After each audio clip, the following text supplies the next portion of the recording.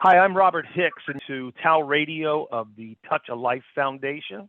Today we're going to have a very interesting conversation with Benjamin Cox, who is the Executive Director of the Friends of the Forest Preserves. And just real briefly, I'll tell you what little I know is that the Friends of the Forest Preserves is in Cook County, Illinois, an organization focused on protecting, promoting, and caring forest preserves to make sure that they thrive not only for current population, but even future generations. Did I say that right, Benjamin? Thank you. You're very welcome. So you're located in Chicago. That's Cook County, right? Right. So it's the second most populated county in the country, and yet it's got this huge chunk of conservation land here that people are sort of surprised by. It's almost 70,000 acres. People call Chicago the second city. There's a couple different names, but that's one of them. And it's not the second time that it was built. So, the city burned down in the late 1800s, and some folks said, well, wait, we're going to stay. Other folks said we're going to leave. But the folks that stayed decided that they wanted a plan so that they could lay it out better. And one of the things they came up with was the Forest Preserve District. So there's a free... That's what the second city references to, the second generation of Chicago? Yeah. Free and clear lakefront and parks and boulevards in the city, and then forest preserves outside of the city was the plan. And so you had these civic leaders of super smart people that said, if we don't set land aside in 100 years, Chicago will be a place of 10 million people and there won't be any land left. And here we are just over 100 years later, and the region's about 10 million people and there wouldn't be any land left, So it's amazing that they were able to do that and to make sure that we have this nature here to enjoy. So is this kind of unique to Chicago, generally speaking? I mean, not something that is done in all the cities or many cities? If you're in someone else's city, you could say, tell me about your school district and your park district and your libraries and all those things. And if you said forest preserve, they'd say, I don't know what that is. I mean, people have parks, and they have park systems, but conservation land, so land that's more about nature than it is about active recreation, it's much more rare. I mean, you go to LA or Seattle and there's those kind of parks and national forests nearby, but they're not mixed in. So some of this land is actually in the city of Chicago, most of it's in the suburbs, but it's still all mixed in amongst all the people. And we were actually working with a scientist recently to do some mapping, and we figured out that this is the most conservation land anywhere in the country that's mixed in and amongst people. The national parks are amazing and huge and wonderful places that we're all celebrating a lot these days.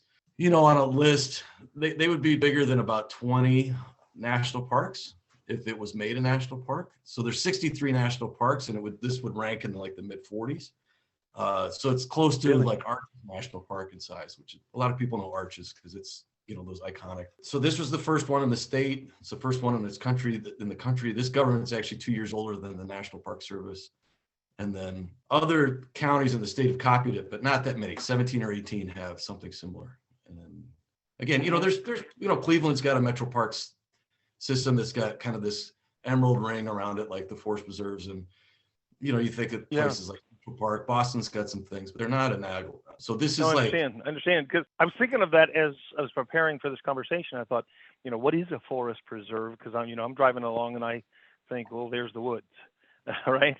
And roughly how many forest preserves are there? I assume these are designated areas, right? Yeah, they're designated areas. In Chicago, we do call them the woods. Yep. Kind of funny. Most of it's actually prairie or, other kinds of more open space than, like forest. They're spread out throughout the county in different sized pieces, and they're hard to count because they don't tend to name them.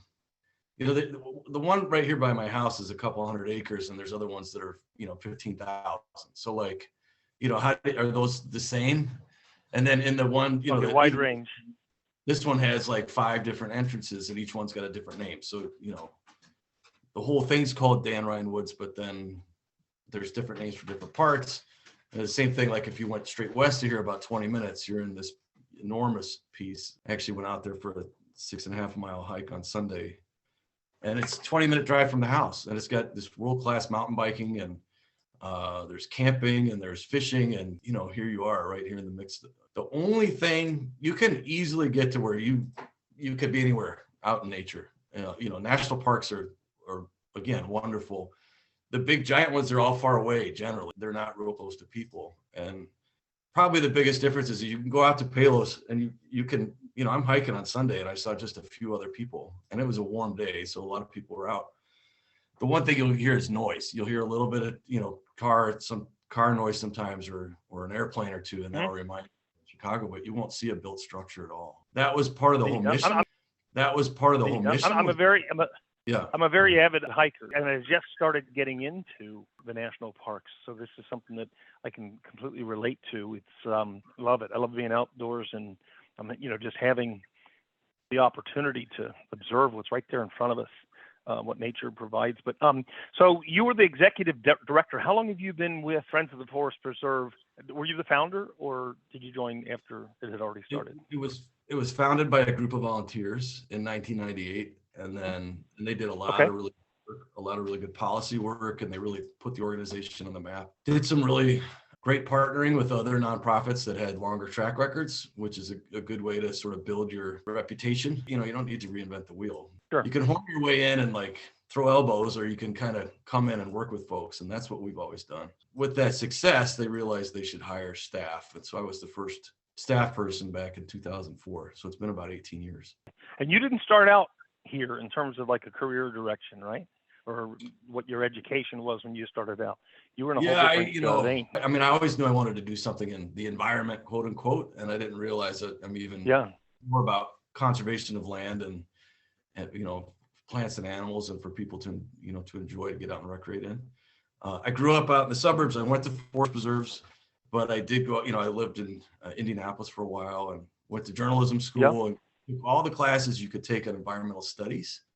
Those were in the geography department. I came out thinking I would write about environmental issues, and I actually got a job at a newspaper. And it turns out newspapers aren't thriving entities, so to have that specialized of an interest, you're not going to get real far. So I started with working in the nonprofit world, and that's really been a great combination of skills for me. I've really been fortunate. How many people make up your organization today? So we have there's about 35 staff members, and a lot of those are Conservation Corps members that are out every day doing work in the forest preserves. So getting job skills and certifications and trainings and removing invasive species. Find volunteers and help train them up and get them into leadership positions. Then we have about 15 board members. We were sort of born out of independent volunteer groups that were focused on specific forest preserves. So they're not with them, they're not our volunteers, but we work very heavily with them, and we do a lot of work together, and we're all, it's a nice sort of ecosystem. And then we have tens of thousands of people. I think we have about 15,000 followers on various forms of social media. I skipped over the most important one. We have a membership that's about 2,300 people. I spoke very generally, just kind of overall, like a wrapper around all that your organization does. But let's talk more specifically about what some of the things are that your organization does.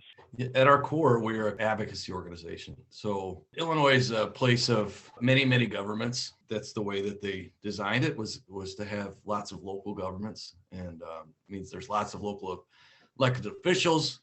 Then we're also known for corruption. So there's not always I've heard that story.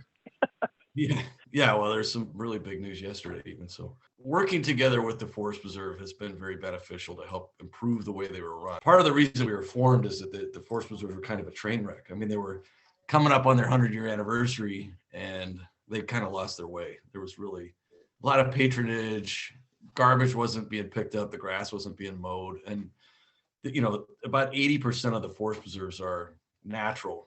So they're, and you think, you just buy this land and set it aside, it'll be fine. Well, we've carved them up into little pieces, and there's lots of invasive species, and there's dumping, and there's neighbors encroaching, and there's all these things going on. And so they needed help. We did this 2-part study on the forest preserves that said, here's the great and wonderful history, here's the current condition, and here are all the recommendations for change. And so that policy, that advocacy core is threaded through everything that we do, because we know that just the same as a group of citizens that wanted to help Chicago be a great place and came up with this, among many other ideas, through the Burnham Plan.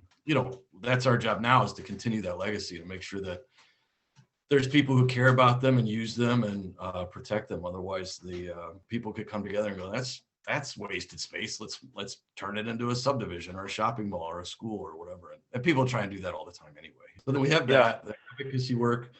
I'd mentioned Conservation Corps programs for youth and adults. We've had almost 2,000 alumni that were this summer. We will go well over that. We hire lots of high school kids in the summer for 3 different jobs programs where they get conservation skills. They learn about, various aspects of, the environmental field and different jobs that they could get. The whole point there is to diversify conservation and the field of conservation has traditionally been a very white field, and we want it to be representative of everybody that lives in Cook County. These forest preserves belong to them. So if we can engage more people in them, that's more people that with different perspectives and points of view that they can bring the messaging back to their communities.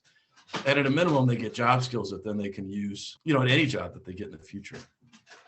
And I mentioned volunteer organizing. So there's a long legacy of people actually going out on a regular basis to a specific forest preserve, working with the Forest Preserve District on a plan for restoration. So we go in and remove invasive species. We gather and spread seeds of native plants, and you can even volunteer to learn how to operate a chainsaw or do prescribed fire. There's a lot of different certifications and opportunities through that. And there's groups that have been working out there for almost 40 years now, or over 40 years now, and they've had a tremendous impact. It's very impressive. And so, we're always looking for new leaders for that and new people to help, lead other folks. And again, they work closely with the Forest Preserve staff on a plan for all that. So it's not just willy-nilly. I think it should be this, it's based in science, and it's an adaptive science that we watch and see how things are going, and we modify this way or that way a little bit as we do the work. And then the other thing we do is just a lot of informal education and recreation programs to get people engaged and just out enjoying them. It's a big part of the mission of the Forest Preserve, to get some respite from the hustle and bustle of the crazy city, and to be able to just go out even for short walks or lunch, a picnic lunch, taking a break from work. It's even that 20 minutes in nature has a huge impact on your mental health and your physical health. Yeah. And so we work hard to get agree. Yoga and sip and paint and this trail walking club that we're going to start soon. And, we're just coming up with all different fun ideas on how to get people out. Okay. Essentially, Benjamin, I wanted to kind of ask you, what kinds of ways can either Touch a Life Foundation or individuals help the Friends of the Forest Preserves? The number one way that most folks engage with us is to join our various forms of social media and also to become members. And members, are important for us as an advocacy organization. It's very beneficial for us to be able to talk to elected officials and say we have 2,300 members and 15,000 social media contacts, because that there's a couple ways to influence an elected official, and one is to write them a big check.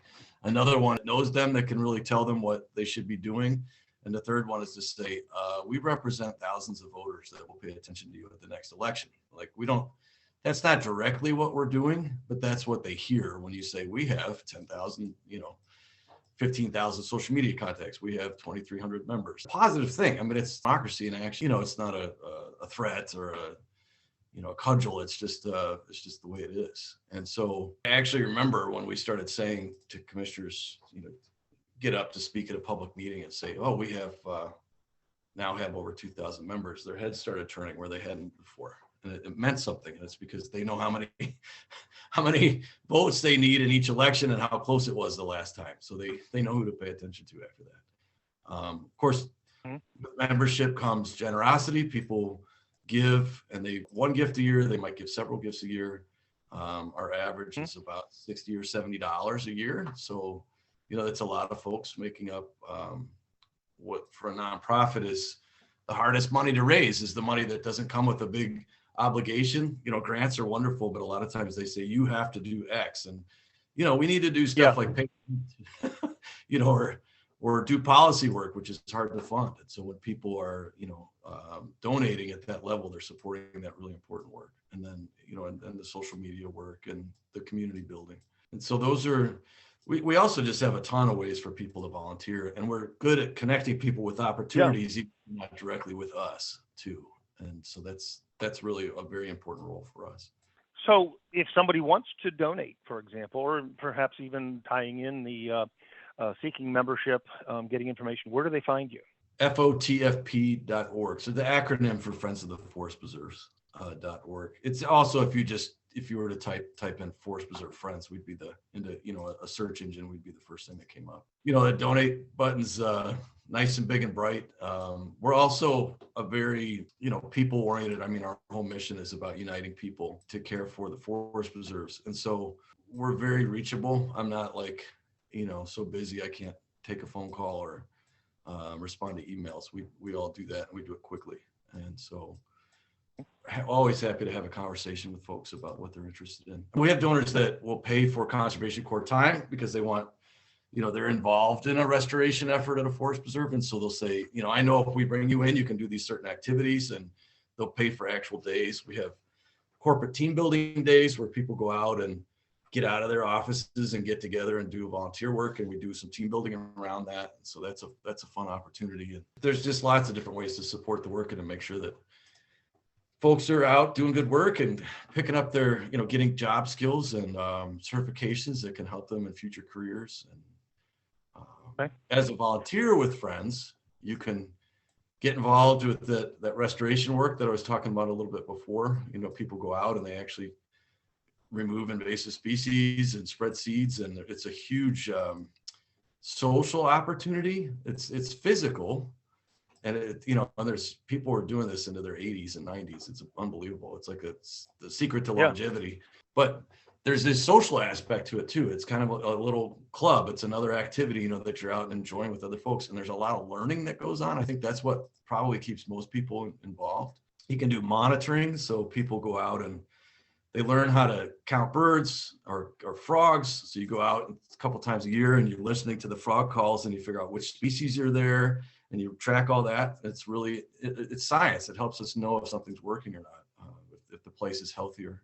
There's dragonfly monitors, and, just, it goes on and on, a long list of things that you can do with that. And, we have this new trail walk program that's starting up where we're going to train folks to lead other folks on walks, so they get a better idea of what's out there and how to do it well and what they can see together, and just get out and enjoy the forest preserves. And I'm sure I'm forgetting some other opportunities. We have a couple of cool events a year that we have volunteers involved with. One's a beer event, so that's a lot of fun. People come out and help with that.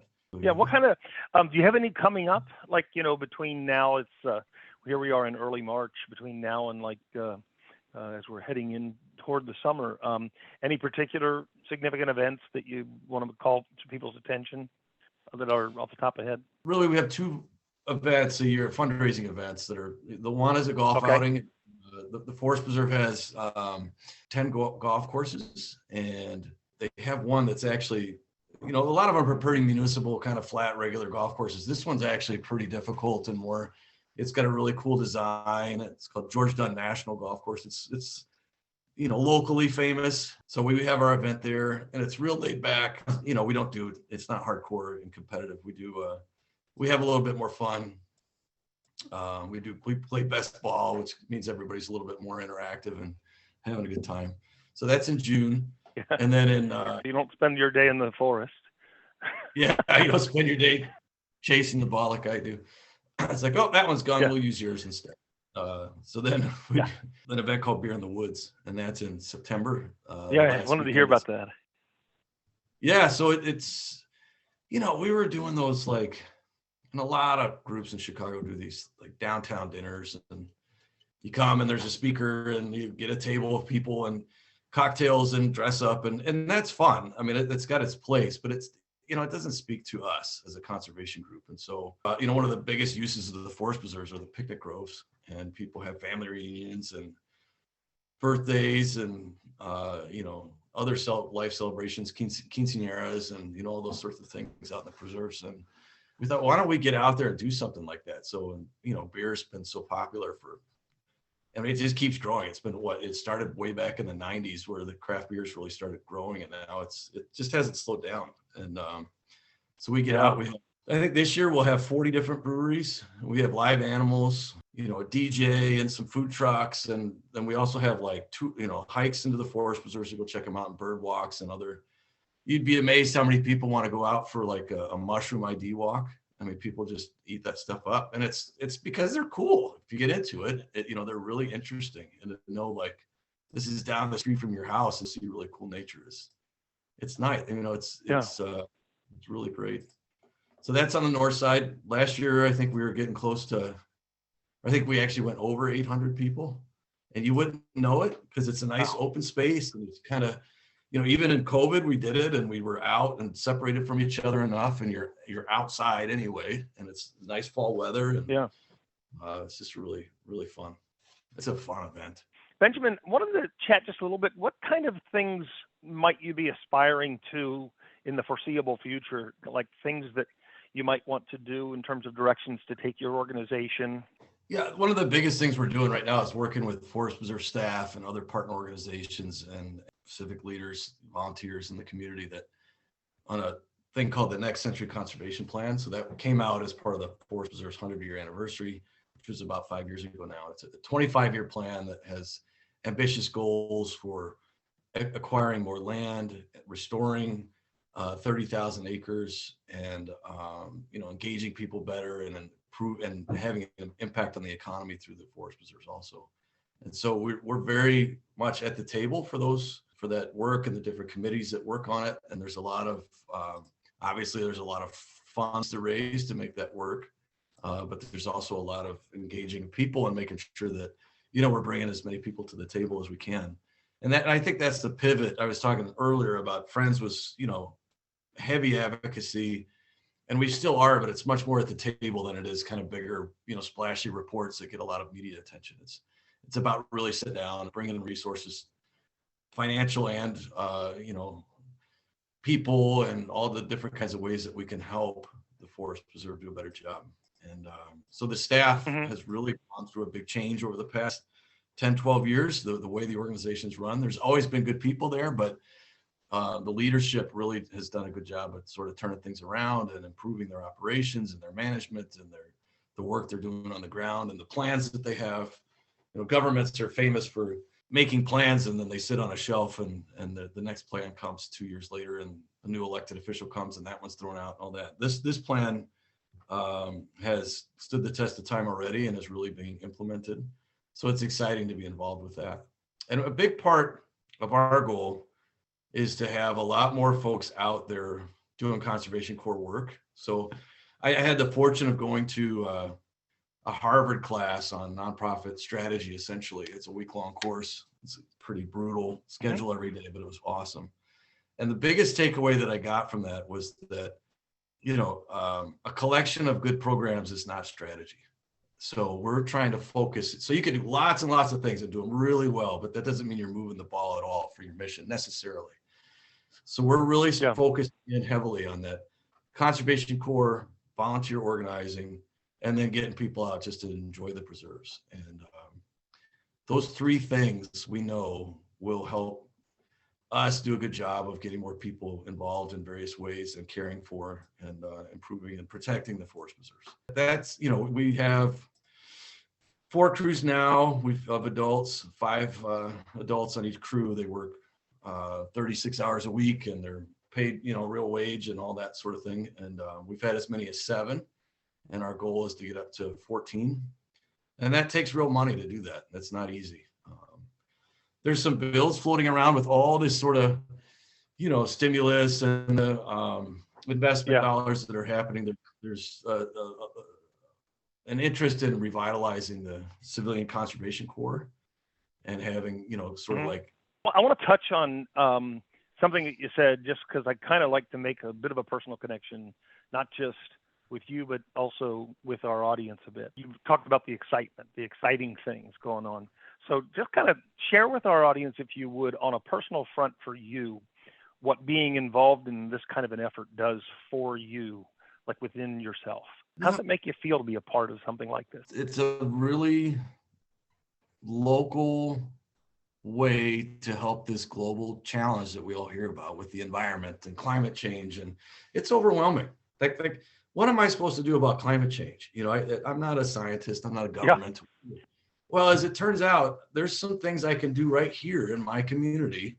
And it's proven that what I'm doing in my community makes a difference. And that's not just me as the executive director, but I also go out and I help lead a volunteer group here at my little local forest preserve. We go out once a month and we work and remove invasive species and do that kind of stuff. And it does have an impact. That feels very meaningful and purposeful. And the thing that brings me joy in this job is these young people that we get out in Conservation Corps programs. And some of them, actually, there's adults that are, second, third career where those just, decide that whatever they're doing now, they're tired of, and they'll jump into our programs. And then they grow through the program and move up the food chain and become, managers and leaders. And seeing them and seeing where they go after they go through our programs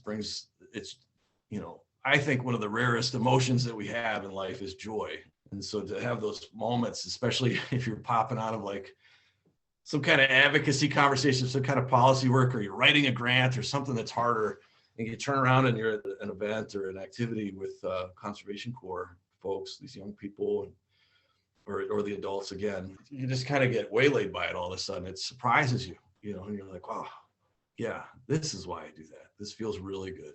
Yeah. Because you're helping people as much as you're helping nature. Yeah. Well, one of the reasons I ask that question about what it makes you feel like personally is because really what Touch a Life is all about is presenting the opportunity for the people that are our listeners and companies also that to experience that same kind of feeling that you just talked about. Certainly, whether it's in the interest of, you talked about going out and cleaning up areas and all the different things that you do, seeding and stuff like that. And, there's a physical aspect to it.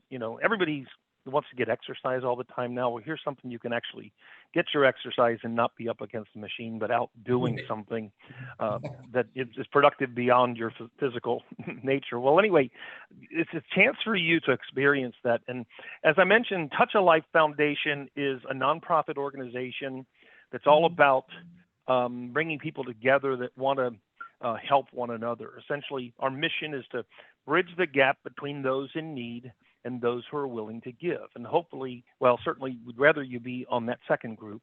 But if you're in that first group and you're in need, we certainly want to encourage you to look at Touch a Life Foundation, TALRadio, which is the essentially entertainment, and go to the Touch a Life Foundation and download the app, because we hope that maybe you can be a donor organization, or if you're having trouble getting assistance, you can be someone that can register to link up with those people that can be so generous.